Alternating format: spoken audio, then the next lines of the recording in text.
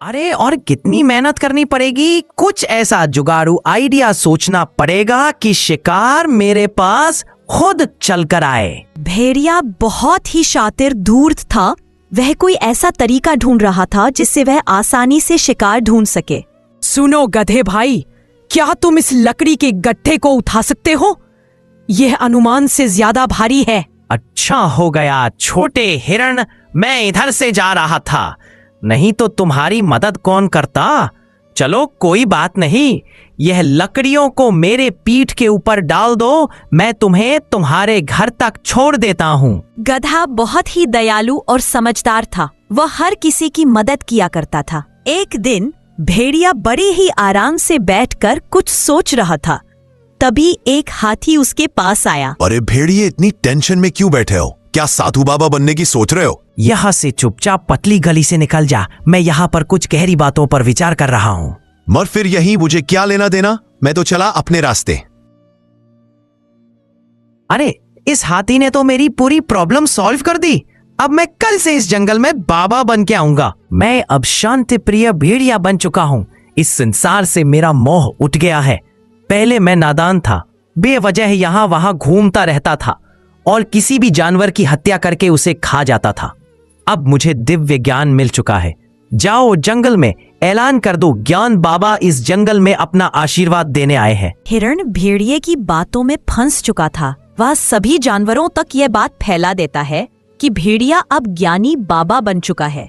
हिरण की बात सुन के सभी भेड़िए के पास पहुंचे। और मैंने सुना है कि तुम बाबा बन गए हो। बाबा तो कभी शिकार नहीं करते, ऐसे में तुम क्या खाओगे? मैंने कब कहा कि मैं शिकार करूंगा बालक? मुझे मांस की अब कोई आवश्यकता नहीं है, मैं तो फल खाया करूंगा। तुमने बाबा बनने की शिक्षा कहाँ से ली? मैंने ध्यान किया बालक। उस ध्यान में मुझे प्रभु ने आशीर्वाद दिया और कहा कि मैं इस जंगल का कल्याण करूं। तभी एक खरगोश वहां पहुंचा और बोला, बाबा जी, कोई चमत्कार कीजिए। मेरे बच्चे के पेट में बहुत दर्द हो रहा है, उसका इलाज कीजिए। तुम चिंता मत करो बालिके, मैं अभी एक मंत्र फूंकता हूँ और तुम्हारा बच्चा ठीक हो जाएगा। ऊहुली हूँ फट स्वाहा। अब जाओ देखो कि ठीक हुआ कि नहीं। खरगोश अपने बच्चे को चेक करके आता है। बाबा जी की जय हो। अद्भुत बाबा जी, मेरा बच्चा बिल्कुल ठीक है। उसका दर्द क्यों मंत्र हो गया है। अब सभी भेड़िए की चाल में फंस चुके थे। उन सभी को विश्वास हो चुका था कि भेड़िया बाबा बनकर चमत्कार करता है। अब भेड़िए की रोज सेवा होने लगी। तरह तरह के भोजन पकवान लाए जाने लगे। भेड़िए का दिन अच्छे से कटने लगा। लेकिन एक दिन रोज खाने के लिए मिलता तो जरूर है, मगर आखिर ठहरा मैं मांसाहारी जानवर, ये घास फूस कब तक खाऊंगा। वहीं दूसरी तरफ गधा कुछ सोच रहा था। यह चमत्कार है या आंखों का धोखा, कुछ समझ नहीं आ रहा है। भला एक मांसाहारी जानवर बाबा बनकर शाकाहारी भोजन कर रहा है और सही रास्ते पर चलने की राह बता रहा है। जरूर दाल में कुछ काला है। एक दिन बच्चा जाओ और ऐलान करो कि बाबा सबसे कुछ जरूरी बात करने वाले हैं। भालू की बात सुन के सभी जानवर भेड़िया के पास पहुंचे। मेरी बात ध्यान से सुनो बच्चा। मैं जब ध्यान में था तभी मुझे एक सपना आया। इस जंगल में एक रहस्यमयी शैतान हमला करने वाला है। आप सभी चौकन्ना रहिए, मैं इसका निवारण ढूंढने की कोशिश करता हूँ। सभी जानवर सतर्क हो गए थे, मगर कोई ना कोई जानवर एक हफ्ते बाद गायब होने लगे थे। इन सभी घटनाओं से गधाहा कुछ सोचने लगा। भेड़िए के कहने के बाद से ही यह सभी घटनाएं घट रही हैं। क्या सच में उसने यह सब देखा है, या फिर कहीं उसी की चाल तो नहीं है? आज रात को जंगल में पहरा देना होगा। रात हो गई थी। गधा एक पेड़ के पीछे छुपा हुआ था। तभी उसे किसी के आने की आवाज सुनाई दी। गौर से देखने के बाद उसे मालूम हुआ कि यह तो भेड़िया है। अच्छा, तो यह बात है, दिन में बाबा और रात में शैतान। इसका पीछा करना पड़ेगा। आखिर यह करता क्या है? अरे खरगोश, यहाँ क्या कर रहे हो? तुम्हें मालूम नहीं क्या आसपास शैतान घूम रहा है? इस रात के अंधेरे में मैं अपना रास्ता भूल गया हूँ बाबा जी। क्या आप मेरी मदद कर सकते हैं? अरे मेरे साथ चलो, मैं तुम्हें रास्ता बताता हूँ मोक्ष का। और भेड़िया उसे झाड़ियों में ले गया और उसका शिकार कर दिया। गधे ने सारी घटनाएं देख ली थी। अगले दिन बाबा जी, मेरे पति अभी तक घर नहीं पहुंचे। अपनी दिव्य शक्तियों का इस्तेमाल करके पता लगाएं कि वे कहाँ है। इसमें ध्यान लगाने की कोई जरूरत नहीं है। मैं बताता हूँ कि तुम्हारा पति कहाँ है। तुम्हारे कहने का क्या मतलब है? यह जो बाबा बना फिरता है, यही असली शैतान है। यही जानवरों का शिकार करता है और सभी जानवरों को झूठ बोलता है। तुम्हारे पति का शिकार भी इसी ने किया है। तुम यह क्या कह रहे हो? तुम्हें मालूम नहीं है क्या बाबा जी सिद्ध ज्ञानी है? भाइयों, मैं सच कह रहा हूँ, इसे खरगोश का शिकार करते मैंने अपनी आंखों से देखा है। अपनी ये बकवास बंद करो। बाबा जी ने अपनी सिद्ध से चुटकी में खरगोश के बच्चे का इलाज किया है और तुम कहते हो यह ढोंगी है। सारे जानवर गधे की बात पर जरा सा भी विश्वास नहीं कर रहे थे। गधे को भी समझ आ गया कि ऐसे में उसकी दाल नहीं गलने वाली। उसने तुरंत एक तरकीब निकाली।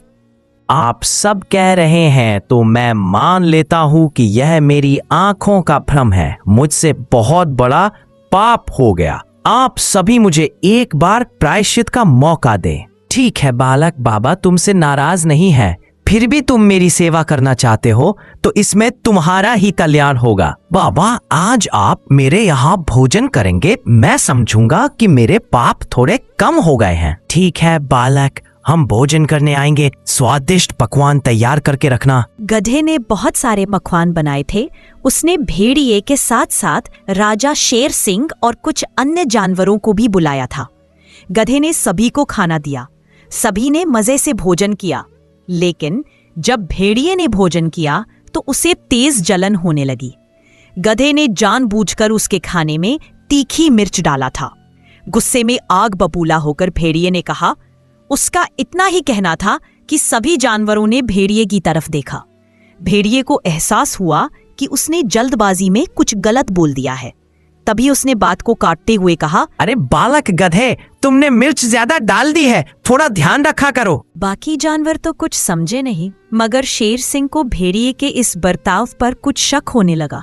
सभी ने खाना खाया और चले गए। सबके जाने के बाद गधे के पास शेर आया और उनके बीच कुछ बात हुई।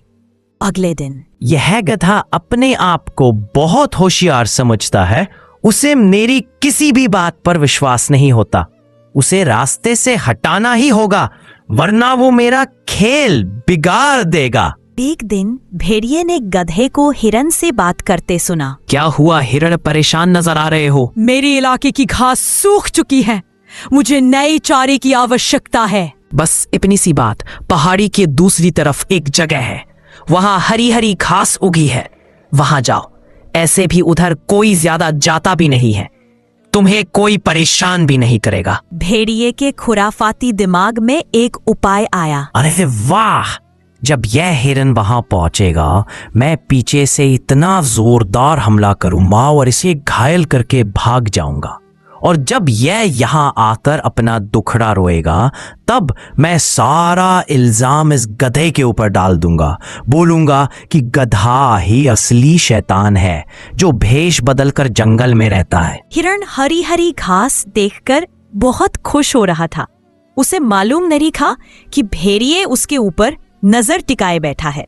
अरे वाह, गधे ने सही कहा था। यहाँ तो सच में नई नई घास है। हिरण घास खाने में मग्न हो गया। मौका पाकर भेड़िए ने हिरण पर हमला कर दिया, मगर भेड़िया कुछ और कर पाता उसके पहले शेर सिंह, गधा और कुछ जानवर वहां आ पहुंचे। रुक जा ढोंगी, तुम्हारा खेल खत्म हुआ।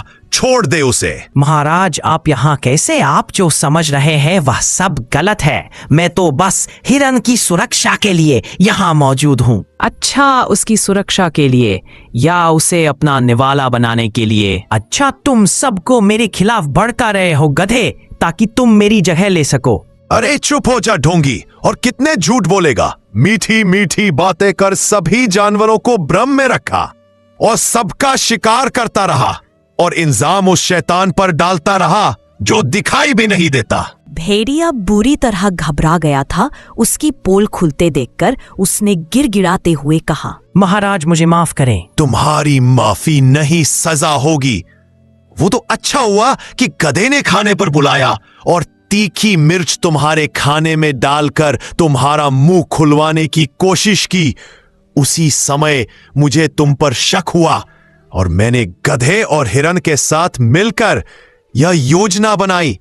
सैनिकों, इस भेड़िए को काल कोठरी में डाल दो। रुकिए महाराज, मुझे एक बात जाननी है कि इसने खरगोश के बच्चे का इलाज बैठे बैठे कैसे किया? मैंने खरगोश के बच्चे को एक जड़ी बूटी खिलाई थी जिससे पेट में गैस बनती है और थोड़ी देर तक दर्द होता है, मगर बाद में दर्द अपने आप कम हो जाता है।